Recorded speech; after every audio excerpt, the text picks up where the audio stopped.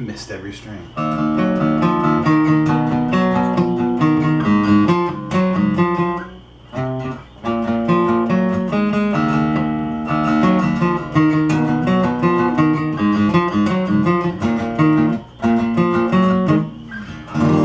I suck. Anyway, this is Chuck. And I will say, when this album came out, I fucking loved it. And, you know, over time, I can honestly say I haven't loved it as much as I used to. Just because some of the songs kind of felt like they were ripping off, I guess is the word I'm looking for, other songs. And I'll get to that when I come to it, but I just feel like some of the ideas weren't very original, and I feel like, I don't know, I feel like some of the songs just weren't as solid as a couple of the previous albums.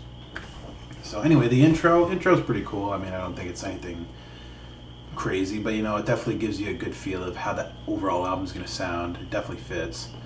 And No Reason, I think, is awesome. I definitely think that's one of the best songs on the album, and definitely one of their best songs, period. Definitely a heavier sort of song, and this whole album definitely has an even heavier feel than Does This Look Infected, and it kind of drifts away a little bit from the pop punk stuff, which, you know, when I was younger, I was cool with, you know, because, you know, I was definitely growing up on, you know, the whole metal thing. And I was very interested to see, you know, how they were going to, you know, get progressively heavier and heavier. And, you know, obviously now we know that that absolutely did not happen. Thanks, Avril. But anyway, yeah, No Reason, heavy, awesome song. I love it. But it still sounds like Sum 41, you know, just a little heavier. We're All to Blame, I'm pretty sure was the first single. I remember when that song came out, I definitely felt like it was different, but you know, it still had like the heaviness to it. Even though like some of the verses weren't very heavy, and you know, there was definitely like some softer parts in the song, which, you know, I don't really care for even now, but I love the heavier aspects of that song a lot. I thought the music video was pretty hilarious, how they did the play on the Solid Gold old TV show, which I thought was pretty cool.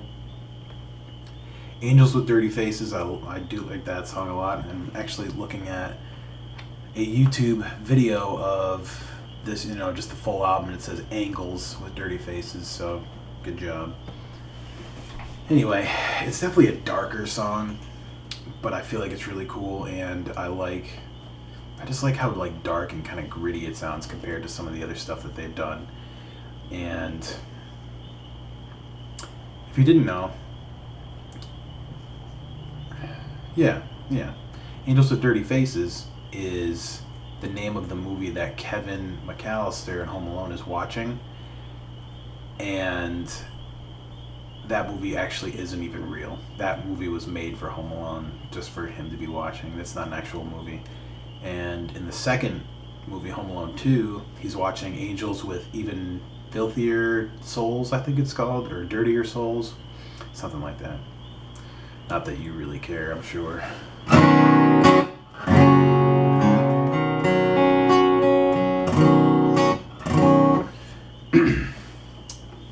Some Say is a cool song.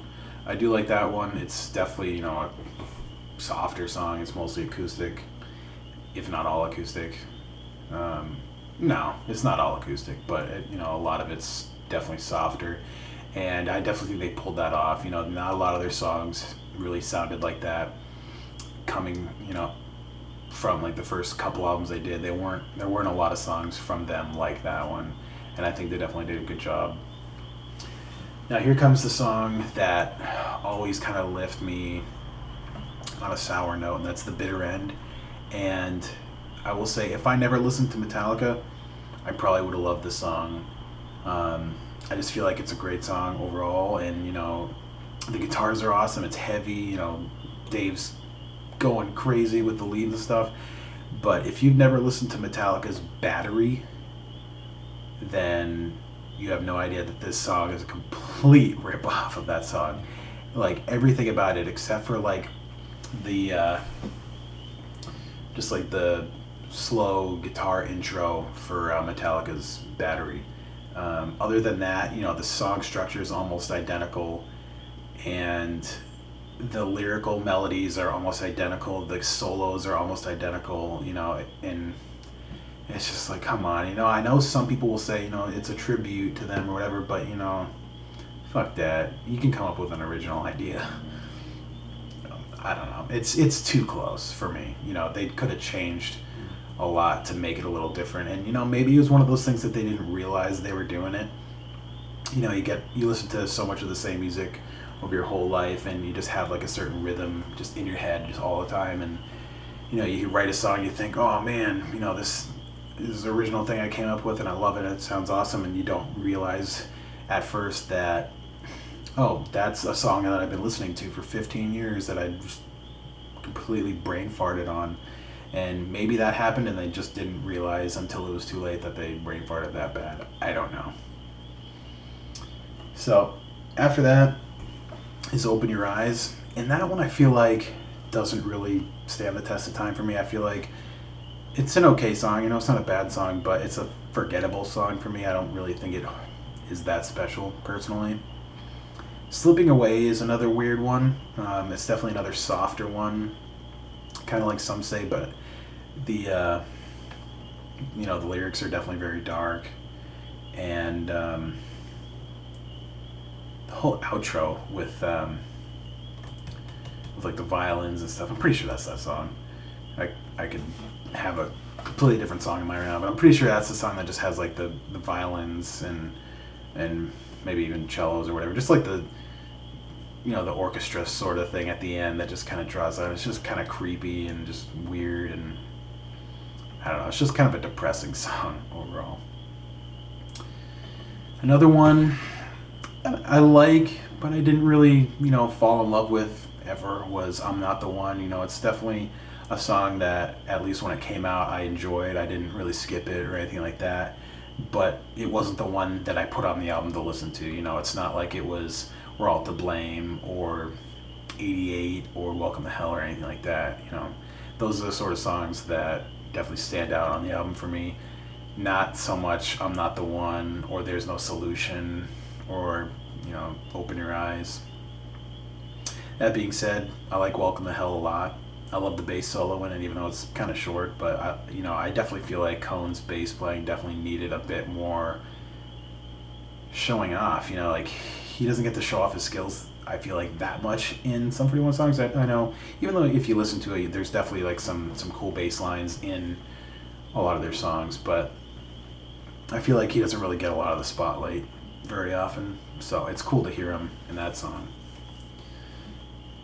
Pieces is a really cool song, and one thing I always remember about that is the one time I saw Sum 41, they were actually opening for Good Charlotte, and I actually left like a couple songs into Good Charlotte's set because fuck that, who cares? Even though I did like them for a while. But anyway, right before Pieces came on, Derek showed up like right in the middle of the whole arena, and he was right in like the sound booth. I don't remember if there was like a piano there, or I think there was a piano there, and he was playing like the piano parts, and I was already kind of like in the back a little bit anyway, just kind of chilling by the soundboard anyway, so I just look over and he's just right there, and then he starts, you know, jamming Pieces, and then the rest of the band's still on stage, so I thought that was pretty cool. And overall, I like the song a lot in general. I really liked the music video. The music video was cool, and I don't know, I just think it's a great, you know, ballady sort of song from them. It's probably my favorite of theirs, at least on this album. That's kind of softer, and I do like that. I do like a change of pace sometimes.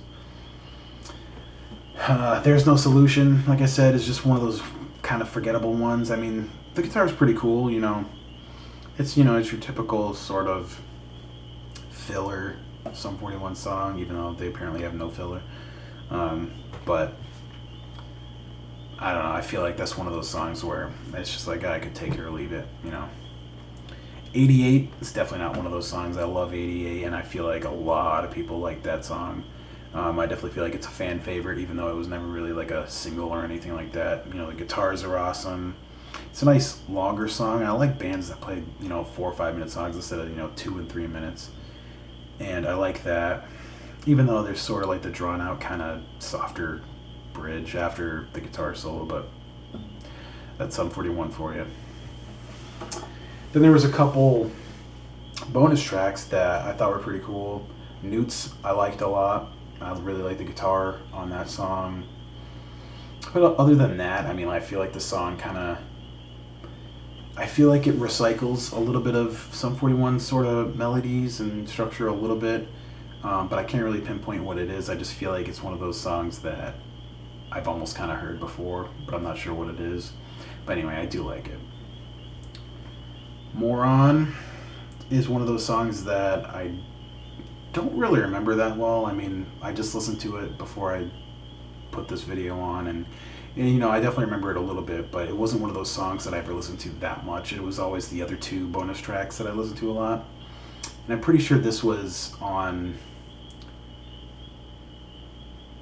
It might have been on like Rock Against Bush or something like that, when it was just like an anti-Bush sort of song, and I'm just like, I'm so over that fucking anti-government shit. It's just like, who cares, what are you gonna do? And the last song was another bonus track called Subject to Change, and I really liked that song a lot when it came out. The guitar was interesting, it was really cool, and I liked the chorus, I liked the verses, I pretty much liked everything about it, until it was remade into Underclass Hero and completely recycled the chorus. I think it was pretty much just the chorus. I don't know if any other parts from the song really made it into that, but I don't know. I do not like Underclass Hero, but we'll get to that in the next video, unfortunately. So anyway, I like this album a lot, but not nearly as much as any of the previous albums. Does This Look Infected, All Killer. Even, Half Hour Power, I think, are better than this. And even though I love some of the songs like No Reason and We're All to Blame, Welcome to Hell, 88, I feel like there's too many songs on this that are forgettable, and I feel like there's too many songs that I feel like, in a way, just kind of sound like other bands. I remember other people kind of comparing some songs to some other bands and claiming they kind of ripped them off. The only one I really remember and know for sure was Bitter End, but I remember other people saying that they really felt like it was ripping off other stuff, and I don't know, maybe it was true, maybe it wasn't, but I don't know. I just don't know.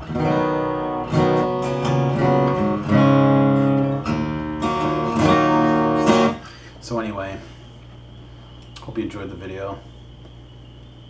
Like I said, good album, but for me it just doesn't really stand the test of time, so I don't listen to it that often. I don't even think I have it on my iPod anymore. I really don't think I do. So anyway, I'll be talking about Underclass Hero next, and it's not going to be pretty. I'll be quite honest. See you later.